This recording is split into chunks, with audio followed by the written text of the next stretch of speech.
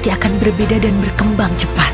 Teknologi semakin maju dengan pesat, semakin kompetitif, penuh persaingan. Dan Mama ingin kamu siap hadapi masa depan, apapun tantangannya.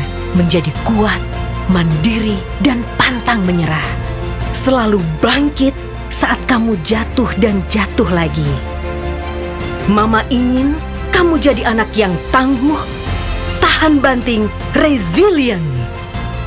Supaya kamu selalu siap menghadapi tantangan apapun. Karena kesiapanmu adalah keberhasilanku.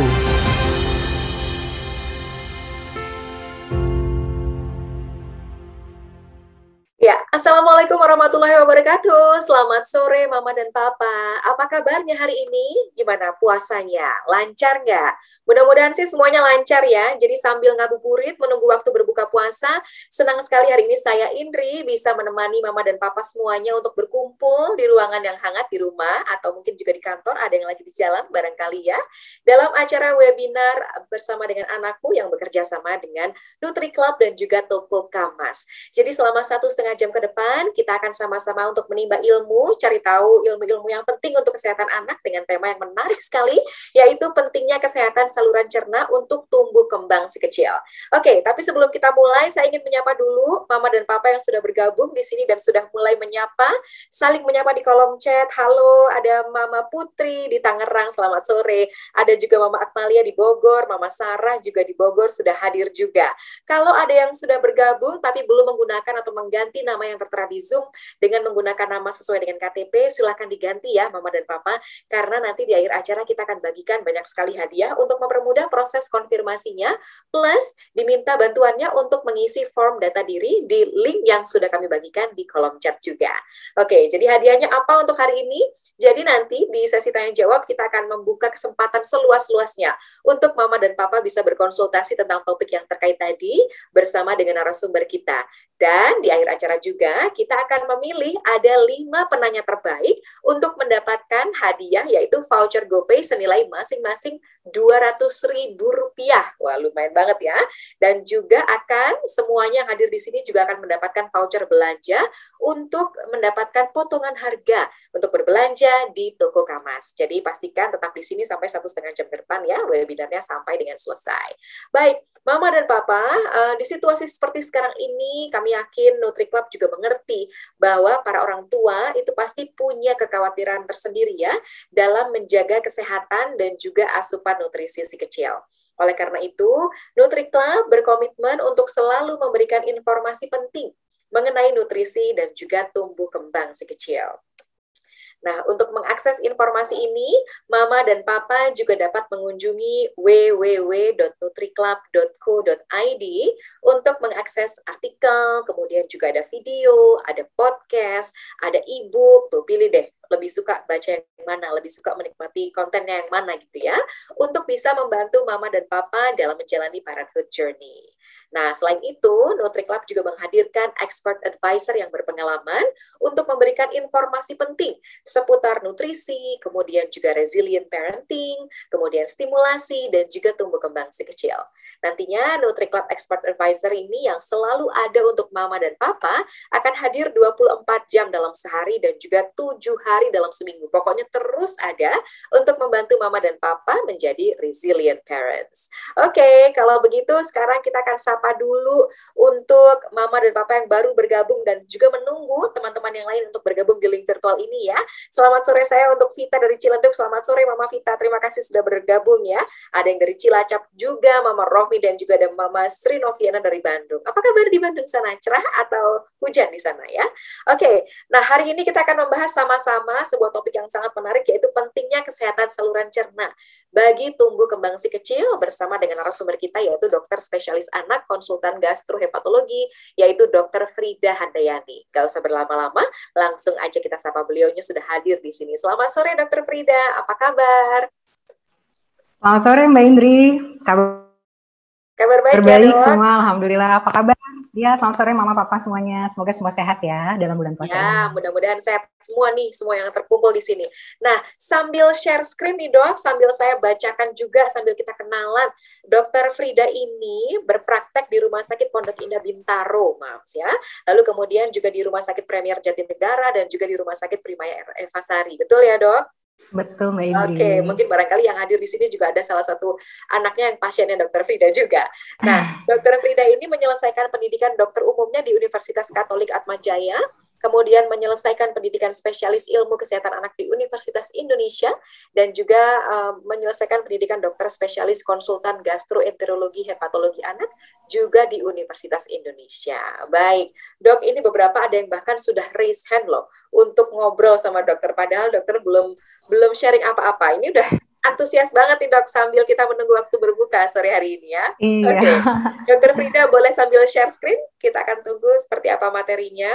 Baik. Sambil saya ingatkan juga kepada mama dan papa yang ingin ngobrol, ingin bertanya tentang topik ini, mungkin ada masalah-masalah yang dihadapi dengan kesehatan si kecil, boleh langsung dituliskan di kolom chat dengan formatnya adalah nama, spasi domisilinya di mana, spasi pertanyaannya, lalu kemudian kalau ingin ngobrol langsung bisa klik tombol raise hand. Sudah siap ya Dokter Frida? Sudah terlihat ini materinya? Kalau begitu, waktu dan tempat kami persilakan kepada Dokter Frida, nanti kita akan lanjut lagi di sesi tanya jawab. Silakan ya dok. Baik, terima kasih Mbak Indri. Terima kasih banyak. Salam sejahtera, selamat siang kepada Mama, Papa, tim dari anakku dan tim dari Nutri Club semua. Semoga semuanya dalam keadaan sehat dan baik dalam bulan suci ini. Dan terima kasih banyak perkenankan saya pada siang hari ini berdiskusi dan membagikan pengetahuan mengenai pentingnya kesehatan saluran cerna bagi tumbuh kembang si kecil. Dalam pembicaraan hari ini, kita akan membicarakan hal-hal tentang pentingnya memperkuat sistem imun di awal kehidupan, kemudian hubungan antara daya tahan atau imunitas yang kuat dengan saluran cerna yang sehat, serta gut-brain axis dan fungsi dari probiotik, prebiotik, dan fungsinya dalam menjaga kesehatan saluran cerna anak dan menjaga daya tahan tubuh anak. Dan kemudian penutup. Baik, saya mulai. Apa sih pentingnya memperkuat sistem imun di awal kehidupan? Kita sendiri mengetahui bahwa definisi dari sistem imun itu adalah semua jaringan sel, saraf, dan substansi yang bisa mencegah tubuh kita dari terkena infeksi. Adapun organ-organ yang sangat penting untuk menjaga imunitas atau daya tahan tubuh adalah limfa, kelenjar getah bening atau yang disingkat dengan KGB, jaringan limfa yang khusus yang banyak terdapat di saluran cerna dan saluran pernafasan, serta ada di sumsum tulang, serta limfosit termasuk sel B dan sel T dan sel darah putih yang memproduksi antibodi. Nah, fungsi dari sistem imun itu adalah melindungi tubuh dari serangan bakteri, virus, jamur, dan toksin. Dan untuk mendukung sistem imun yang baik, maka anak diperkuat dengan nutrisi yang sehat, asupan serat yang cukup, olahraga yang baik, istirahat, serta kadar probiotik dan prebiotik yang seimbang dalam saluran cerna. Nah, mengapa saluran cerna ini adalah suatu organ yang sangat unik dalam tubuh kita? Karena saluran cerna merupakan satu-satunya pintu masuk nutrisi ke dalam tubuh kita. Tidak ada jalan lain kecuali saluran cerna. Dan saluran cerna ini dimulai dari rongga mulut, kerongkongan, lambung, usus halus, usus besar, dan kemudian berakhir pada pembuangan. Ini semua merupakan suatu tabung panjang yang sangat sensitif dan halus dan fungsinya sangat beragam sehingga semuanya ini disebut dengan saluran cerna disebut dengan otak kedua manusia. Apa itu otak kedua manusia akan dijelaskan pada slide-slide berikutnya. Nah, kita mengetahui bahwa saluran cerna bertanggung jawab untuk mengabsorpsi atau menyerap semua nutrisi yang diasup oleh kita, menyerap serta membuang sisa-sisa dari penyerapan zat makanan tersebut. Pada orang dewasa, panjang saluran cerna ini mencapai 9-10 meter, namun pada anak-anak tentu saja lebih sedikit. Makin kecil, usus halus dan usus besar, panjangnya juga makin berkurang, dimulai dari misalnya panjang usus halus sekitar 500 cm atau setengah meter, pada anak usia 1-2 tahun yang panjangnya dan kesempurnaannya makin bertambah seiring dengan perjalanan usia. Dan saluran cerna ini merupakan permukaan yang paling luas dari tubuh yang berinteraksi dengan lingkungan. Maksudnya, dari seluruh panjang tabung saluran cerna yang dimulai dari mulut sampai ke saluran pembuangan tersebut, jika dibuka dan dipaparkan ke lingkungan, maka menjadi organ yang paling besar interaksinya dengan lingkungan yang berada di sekitar kita. Nah, apa saja sih faktor-faktor yang mendukung kesehatan saluran cerna ini? Yang pertama adalah faktor pejamu atau dari dalam tubuh kita sendiri. Biasanya genetik atau bawaan dari lahir. Dan yang kedua adalah diet atau makanan berupa nutrisi yang tepat yang diberikan kepada anak-anak kita mulai dari pemberian ASI sejak lahir eksklusif sampai 6 bulan dan diteruskan dengan MPASI dengan menu 4 kuadran yang seimbang. Nah, yang paling penting di sini adalah manfaat dari mikrobiota atau probiotik bakteri baik yang ada dalam saluran cerna, di mana bakteri baik ini dalam 20 tahun terakhir sangat diteliti dan sangat maju perkembangannya. Banyak sekali hal-hal baik yang bisa diambil dari fungsi bakteri baik di saluran cerna ini yang akan diceritakan pada slide-slide selanjutnya. Nah, apa hubungan antara imunitas atau daya tahan tubuh yang kuat dengan saluran cerna yang sehat? Tentu saja, jika saluran cerna sehat, maka semua zat-zat nutrisi yang baik yang diberikan oleh mama papa semuanya kepada anak kita dapat diserap dengan baik jika fungsi saluran cerna kita sehat dan optimal. Saluran cerna itu sendiri sangat unik karena banyak sekali sel-sel daya tahan tubuh yang diproduksi di saluran cerna ini. Jadi sekitar 70% sel daya tahan tubuh ada dalam saluran cerna kita yang membentuk pertahanan tubuh saluran cerna yang spesifik. Dan ini merupakan organ terbesar di dalam tubuh yang memproduksi sel daya tahan tubuh. Kemudian dalam saluran cerna terdapat 95% hormon serotonin. Hormon serotonin adalah hormon happy, hormon yang membuat mood anak-anak menjadi baik, anak-anak perilakunya juga baik, dan kemudian emosinya juga seimbang. Selain itu, dalam saluran cerna terdapat lebih dari 100 juta sel saraf neuron. Ini lebih banyak daripada jumlah sel yang ada di dalam tubuh kita loh, Mama dan Papa. Jadi saluran cerna ini jumlah selnya, sel saraf-sarafnya itu yang terbanyak yang ada di dalam tubuh kita.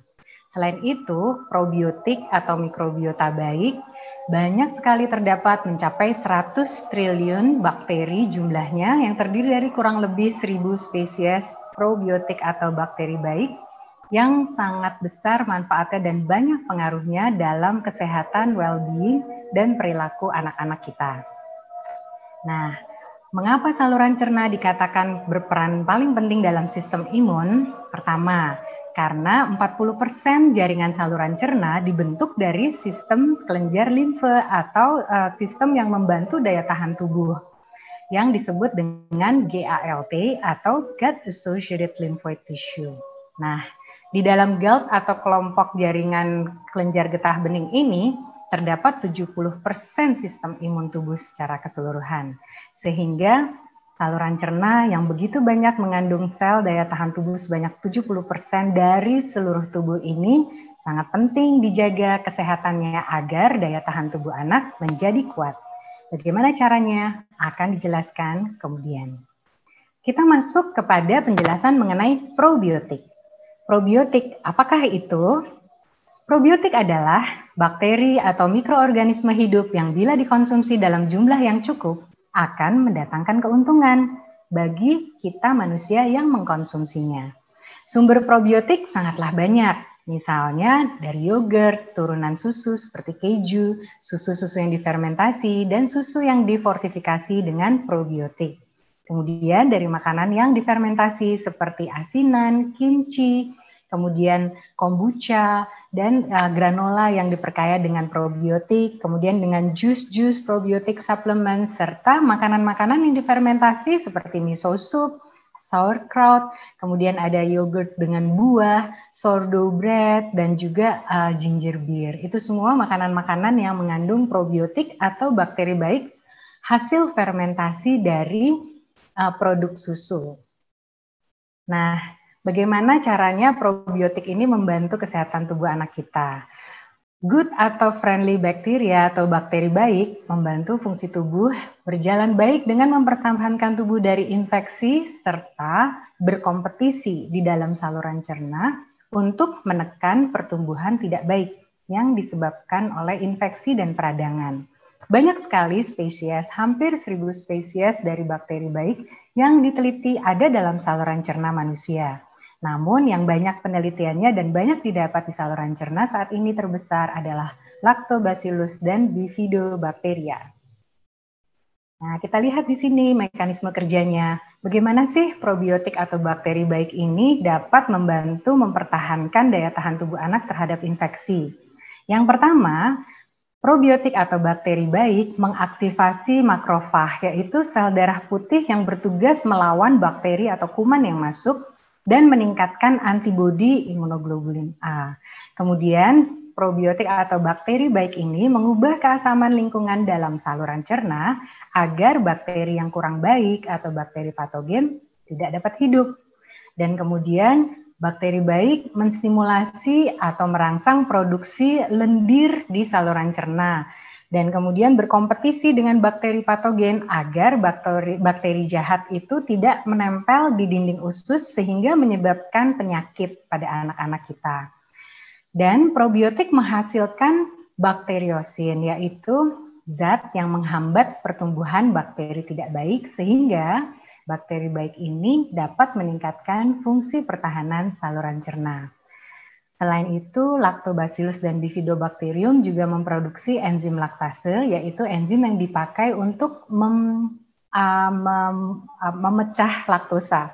Fungsinya agar anak-anak kita tidak mengalami penyakit atau gejala akibat laktosa intolerance atau kelebihan laktosa di dalam tubuh. Nah, seperti kita ketahui, Mama dan Papa semua, ASI adalah yang terbaik. Di dalam ASI sendiri sudah terdapat probiotik. Probiotik juga terdapat golongan Lactobacillus dan Bifidobacteria. Dan kemudian ada juga Streptococcus. Nah, ASI juga mengandung prebiotik. Apakah itu prebiotik? Adalah sumber makanan bagi probiotik. Prebiotik dalam ASI terdapat dalam bentuk HMO atau Human Milk Oligosaccharide. Jadi nutrisi yang lengkap yang didapatkan dari ASI, ada sumber probiotik, prebiotik, dan pemberian ASI eksklusif sangat mendukung imunitas dan tumbuh kembang anak, memproteksi terhadap bakteri yang tidak jahat, dan menurunkan risiko gangguan pencernaan pada anak. Nah, sekarang kita masuk ke bagian penjelasan mengenai prebiotik. Prebiotik, apakah itu? Prebiotik adalah serat pangan yang tidak dapat dicerna dan secara selektif membantu pertumbuhan bakteri baik sehingga menguntungkan bagi manusia yang mengkonsumsinya. Jenis prebiotik ada yang berasal dari hewan, yaitu Galacto-Oligosaccharida atau GOS, yang merupakan oligosakarida rantai pendek dari pengolahan susu hewan. Dan kemudian dari tanaman, prebiotik itu contohnya adalah inulin dan frukto-oligosakarida atau FOS yang merupakan oligosakarida rantai panjang yang merupakan polimorf fruktosa pada tanaman. Nah, apakah semua serat itu prebiotik? Semua prebiotik adalah serat, namun tidak semua serat adalah prebiotik. Prebiotik itu harus memenuhi definisi, yaitu suatu oligosakarida yang tidak dapat dicerna oleh tubuh, kemudian difermentasi atau diragikan oleh bakteri baik di usus, dan secara selektif membantu pertumbuhan dan aktivitas bakteri usus yang secara potensial berhubungan dengan kesehatan dan ketahanan daya tahan tubuh anak. Nah, manfaat prebiotik. Prebiotik itu adalah sebagai makanan dari bakteri baik, sehingga bila bakteri baik ingin tumbuh dan berkembang banyak di dalam tubuh, maka dibutuhkan makanan dalam bentuk prebiotik atau serat yang tidak dapat dicerna oleh usus ini. Karena prebiotik dapat meningkatkan pertumbuhan bakteri yang menguntungkan dan menghambat pertumbuhan bakteri yang merugikan. Dalam penelitian yang diadakan secara teracak buta ganda, didapatkan bahwa pemberian prebiotik berupa long chain phos dan short chain GOS sebanyak 4 gram per liter terbukti secara signifikan meningkatkan bakteri yang menguntungkan. Jadi singkatnya, prebiotik adalah makanan bagi bakteri baik yang didapatkan dari serat pangan berupa buah dan sayur. Dan juga dari makanan-makanan yang sudah difortifikasi dengan prebiotik berupa GOS, phos, dan inulin. Kalau dari makanan sehari-hari, apa saja sih contohnya prebiotik itu? Mama dan papa bisa mendapatkannya dari makanan sehari-hari berupa tomat, bawang bombay, daun bawang, bawang putih, dan kemudian dari buah-buahan seperti golongan beri, banana atau pisang, flaxseed, serta kacang-kacangan. Manfaat prebiotik bagi kesehatan bayi dari penelitian yang panjang sudah didapatkan bahwa pemberian serat pangan berupa phos, GOS, inulin ini dapat membantu melunakkan tinja bayi.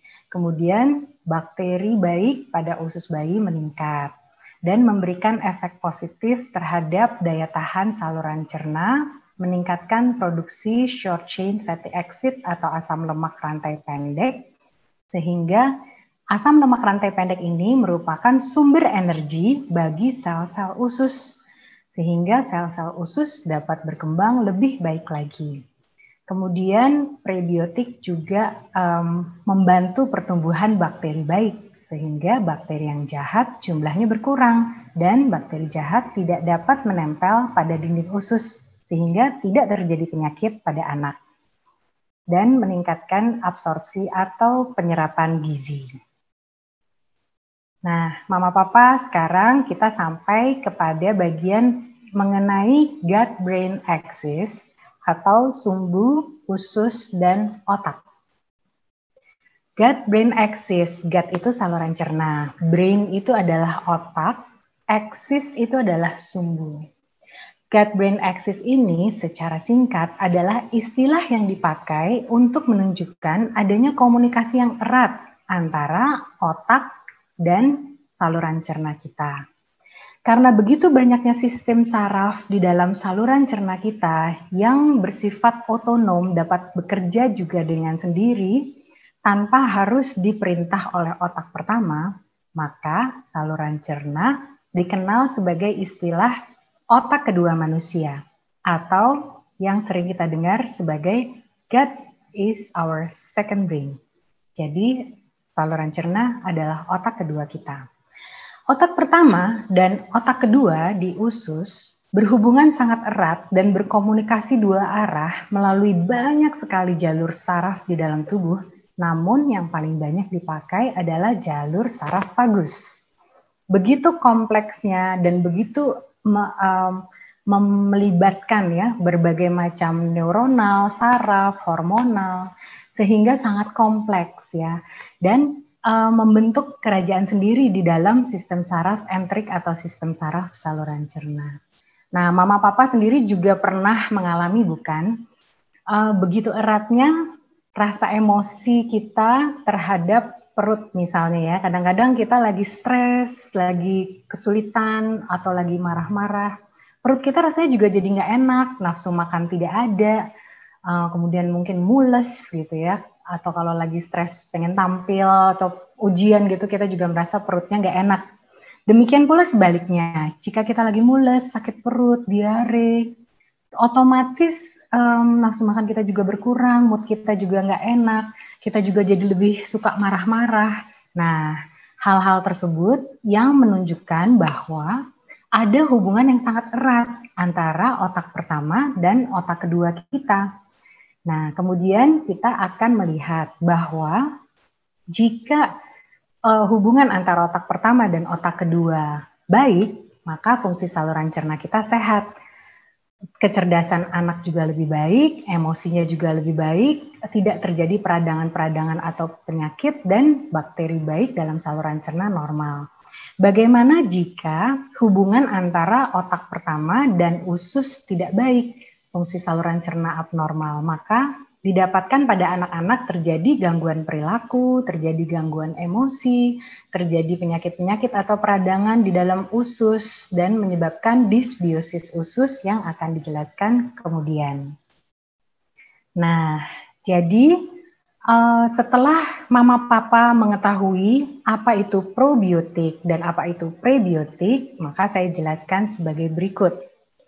Sejak bayi lahir, bayi telah mendapatkan ASI, dan bila bayi tersebut lahir melalui jalan spontan, melalui jalan lahir per vaginam, maka bakteri-bakteri baik banyak didapat oleh bayi saat melewati jalan lahir ibu, dan kemudian mungkin mendapat juga dari feses ibu yang tidak sengaja dikeluarkan. Nah, bakteri baik itu semuanya diserap oleh bayi melalui saluran cerna bayi. Kemudian bayi dilakukan inisiasi menyusui dini, ditelungkupkan selama 30 menit di dada ibu, dan juga dari situ bayi mendapatkan flora normal dari kulit ibu. Bagaimana dengan bayi-bayi yang dilahirkan secara sesar? Tentu saja mama papa tidak perlu khawatir, karena setelah melahirkan secara sesar pun bayi-bayi kita dilakukan inisiasi menyusui dini segera pada payudara ibu, sehingga bayi-bayi mendapatkan flora normal dari kulit ibu, dan di dalam ASI juga sudah terdapat probiotik atau bakteri baik. Nah, bakteri baik yang masuk ke dalam tubuh bayi atau anak kemudian support keberadaannya dengan prebiotik atau serat yang tidak dapat dicerna oleh tubuh. Dalam ASI sudah ada prebiotik dalam bentuk HMO.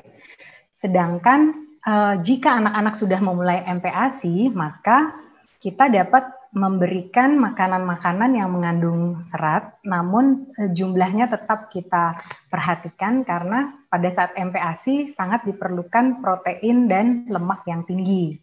Jadi setelah probiotik atau bakteri baik bertemu dengan prebiotik dalam saluran cerna, maka probiotik ini dapat bertumbuh dengan baik karena mendapatkan sumber energi dari prebiotik tadi. Kemudian hasil fermentasi atau peragian dari serat yang ada dalam saluran cerna, hasilnya adalah short chain fatty acid atau asam lemak rantai pendek berupa butirat, propionat, dan asetat. Nah, apakah itu asam lemak rantai pendek? Asam lemak rantai pendek ini adalah asam-asam lemak yang dipakai sebagai sumber energi bagi sel-sel usus agar sel-sel usus dapat bekerja dengan baik dalam mengabsorpsi atau menyerap nutrisi yang baik. Selain itu, banyaknya short fatty acid yang beredar di dalam darah juga dalam penelitian-penelitian terakhir ini menyebutkan bahwa dapat mensupport sistem limbik dari anak-anak, sistem limbik di otak. Apakah itu sistem limbik? Sistem limbik adalah bagian dari otak yang mengatur spatial memory atau penyimpanan memori di otak serta mengatur emosi anak. Sehingga bila banyak terdapat asam lemak rantai pendek dan kemudian probiotik dan prebiotik dapat bekerja dengan harmonis di dalam saluran cerna kita, maka diharapkan anak kognitifnya atau kecerdasannya menjadi baik, perilakunya juga menjadi baik, moodnya semua bagus, dan anak tersebut happy dan ceria dengan saluran cerna yang sehat. Nah, sekarang kita lihat apakah itu disbiosis atau ketidakseimbangan bakteri di saluran cerna. Ini adalah akibat dari terlalu banyak bakteri yang tidak baik, jumlahnya melebihi dari bakteri baik, sehingga terjadi ketidakseimbangan. Nah, pada penelitian-penelitian yang masih berlanjut sampai sekarang, dikatakan bahwa disbiosis atau ketidakseimbangan bakteri dalam saluran cerna ini dapat menyebabkan gangguan perilaku, gangguan mood, gangguan kecerdasan pada anak, menyebabkan nyeri perut berulang pada anak, dan pada akhirnya dapat menurunkan daya tahan tubuh anak. Nah, sebagai dua slide terakhir dari penutup, ini adalah kesimpulannya. Tentu mama dan papa ingin supaya saluran cerna anak kita menjadi sehat. Apa sih kriterianya saluran cerna anak yang sehat itu? Yang pertama, penyerapan nutrisinya efektif. Anaknya status nutrisinya baik jika diplot di kurva pertumbuhan sesuai dengan usianya. Kemudian BAB-nya juga teratur, pergerakan usus juga teratur, konsistensi feses atau bentuk tinjanya juga normal, tidak terjadi sembelit. Kemudian tidak ada penyakit saluran cerna seperti reflux asam lambung, mual muntah, radang perut, tidak ada kanker ya, atau kelainan di dalam saluran cerna. Kemudian kita lihat saluran cerna yang sehat itu di dalamnya terdapat bakteri baik atau mikrobiota yang stabil dan normal. Tidak ada pertumbuhan berlebih dari bakteri yang patogen atau jahat. Tidak ada infeksi saluran cerna dan diare karena penggunaan antibiotik yang berlebihan.